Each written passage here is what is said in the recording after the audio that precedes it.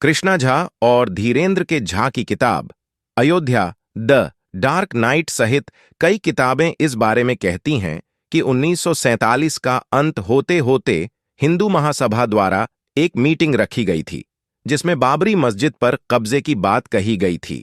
इसके बाद के चुनावों में पहली बार कांग्रेस पार्टी ने राम मंदिर को मुद्दा बनाया था।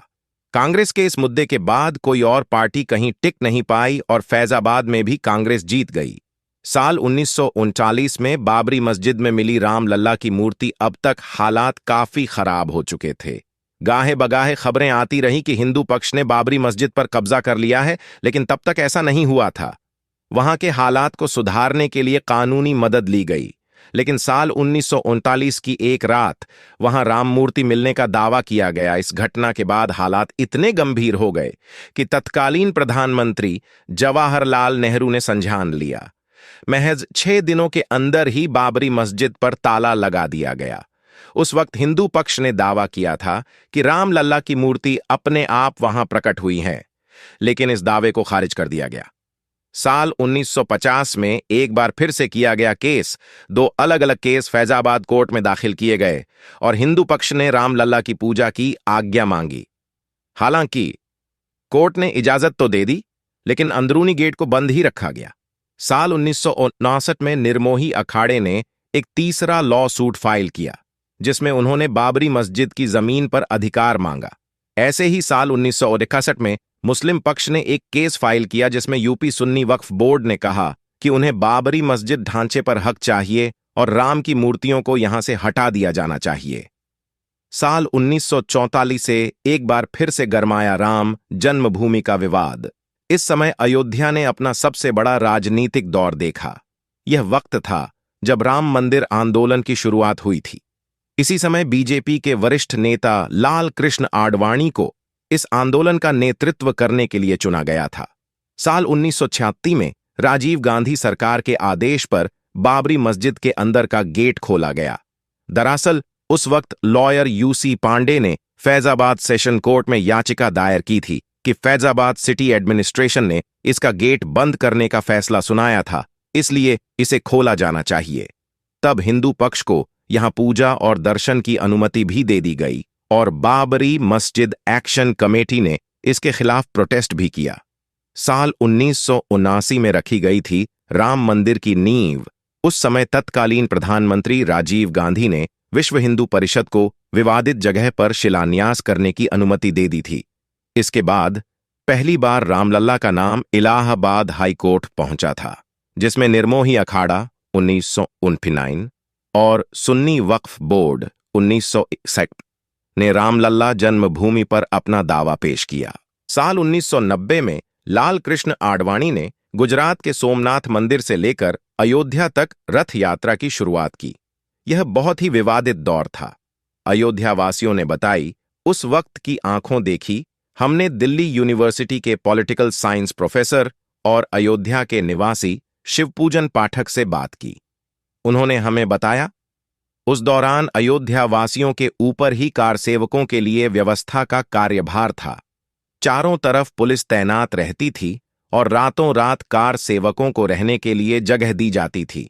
स्कूलों में भी उन्हें रुकवाया गया था। उस वक्त चारों तरफ सिर्फ परेशानी का माहौल रहता था और समझ नहीं आता था कि आने वाले पल में क्या हो जाएगा। साल 1992 में गिराई गई बाबरी मस्जिद 6 दिसंबर 1992 का वो दिन जब बाबरी मस्जिद को गिराया गया था। भारत के इतिहास में यह दिन दर्ज है। कार्य सेवकों ने यहां एक अस्थायी मंदिर की स्थापना भी कर दी थी। मस्जिद गिराने के 10 दिन बाद प्रधानमंत्री ने retired high court justice MS Libran को लेकर एक कमेटी बनाई, जिसमें मस्जिद को गिराने और सांप्रदायिक दंगों को लेकर एक रिपोर्ट बनानी थी। जनवरी 1993 आते आते अयोध्या की जमीन को नरसिम्हा राव की सरकार ने अपने अधीन ले लिया और 7 एकड़ जमीन को केंद्र सरकार की जमीन घोषित कर दिया गया।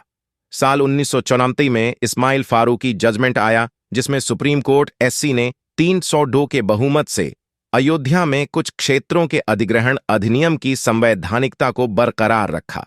इस जजमेंट में यह भी कहा गया था कि कोई भी धार्मिक जगह सरकारी हो सकती है। साल 2002 में बढ़ने लगी राम मंदिर की मांग अप्रैल 2002 में अयोध्या टाइटल डिस्प्यूट शुरू हुआ और इलाहाबाद हाई कोर्ट की लखनऊ बेंच में हियरिंग शुरू हुई। अगस्त 2003 में ASI archaeological survey of India ने मस्जिद वाली जगह पर खुदाई शुरू की और यह दावा किया कि इसके नीचे 10वीं सदी के मंदिर के साक्ष्य मिले हैं। साल 2009 में अपने गठन के 17 सालों बाद लिब्राहन कमीशन ने रिपोर्ट सबमिट की। हालांकि इस रिपोर्ट में क्या था वह सामने नहीं आया। 30 सितंबर 2010 अयोध्या मामले का ऐतिहासिक फैसला। अब तक अयोध्या की जमीन को हर पक्ष अपने लिए मांग रहा था, लेकिन इलाहाबाद हाई कोर्ट ने इस जमीन को 3 हिस्सों में बांट दिया। इसके तहत 1/3 हिस्सा निर्मोही अखाड़ा को, 1/3 हिस्सा सुन्नी वक्फ बोर्ड को और 1/3 हिस्सा राम लल्ला विराजमान को दिया गया। इस फैसले ने पूरे देश में विवादों को जन्म दिया। इसके खिलाफ एक बार फिर से याचिका दायर हुई और साल 2011 में सुप्रीम कोर्ट ने इलाहाबाद हाई कोर्ट की रूलिंग को रोक दिया। सुप्रीम कोर्ट ने इस हियरिंग को लेकर कहा कि इलाहाबाद हाई कोर्ट का जजमेंट अजीब है, क्योंकि तीनों में से किसी भी पार्टी ने इसके लिए गुहार नहीं लगाई थी। साल 2017 आते आते चीफ जस्टिस कहर ने तीनों पार्टियों को आउट ऑफ कोर्ट सेटलमेंट के बारे में कहा। इस पर एक बार फिर से बहस शुरू हुई। साल 2018 में सुप्रीम कोर्ट ने अपना फैसला दिया, हालांकि लेकिन उसे जगजाहिर नहीं किया गया। उस वक्त सुप्रीम कोर्ट ने बड़ी बेंच के तहत उनके फैसले की जांच करने को मना कर दिया था। साल 2019 में आखिरकार आया ऐतिहासिक फैसला। चीफ जस्टिस गोगोई ने साल 2019 में 5 जजों की बेंच बनाई और पुराने 2018 वाले फैसले को खारिज कर दिया।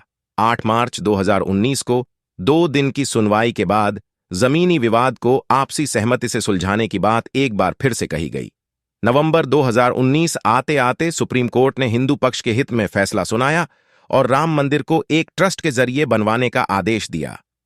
इसके साथ सुन्नी वक्फ बोर्ड को 5 एकड़ जमीन दी गई, जहां अयोध्या में मस्जिद बनवाया जाना था। दिसंबर तक इस मुद्दे पर कई पिटीशन फाइल की गई और सुप्रीम कोर्ट ने इस मुद्दे को खारिज कर दिया। फरवरी 2020 को श्री राम जन्मभूमि तीर्थ क्षेत्र ट्रस्ट की स्थापना हुई। लोकसभा में प्रधानमंत्री नरेंद्र मोदी ने इसकी घोषणा की।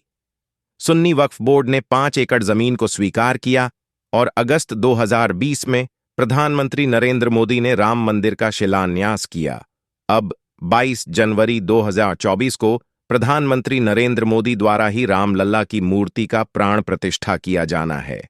नोट: इस स्टोरी में किसी भी तरह का धार्मिक या राजनीतिक ओपिनियन नहीं दिया गया है। यहां सिर्फ तथ्यों की चर्चा की गई है। इन तथ्यों को डीयू के प्रोफेसर द्वारा सत्यापित भी किया गया है। अगर आपको इससे जुड़ी कोई भी आपत्ति है तो हमें कमेंट बॉक्स में बताएं। अगर हमारी स्टोरीज से जुड़े आपके कुछ सवाल हैं तो आप हमें आर्टिकल के ऊपर दिए कमेंट बॉक्स में बताएं। हम आप तक सही जानकारी पहुंचाने का प्रयास करते रहेंगे। अगर आपको यह स्टोरी अच्छी लगी है तो इसे शेयर जरूर करें। ऐसी ही अन्य स्टोरी पढ़ने के लिए जुड़ी रहें हर जिंदगी से। आपकी राय हमारे लिए महत्वपूर्ण है। हमारे इस रीडर सर्वे को भरने के लिए थोड़ा समय जरूर निकालें। इससे हमें आपकी प्राथमिकताओं को बेहतर ढंग से समझने में मदद मिलेगी।